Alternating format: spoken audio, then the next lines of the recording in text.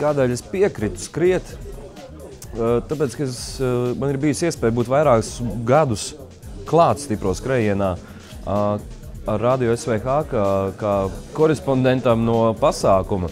Un man ir bijis lieliski iespēja redzēt tos tūkstošus,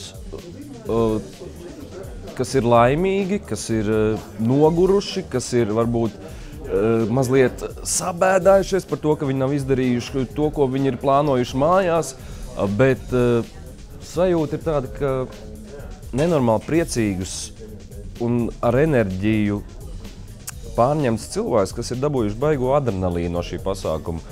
Un tāpēc, ka man piedāvāja kļūt par šī pasākuma vēstnesi, es piekritu, jo šis gads ir tas gads, kad es arī pats to beidzot izmēģināšu, esot trasē.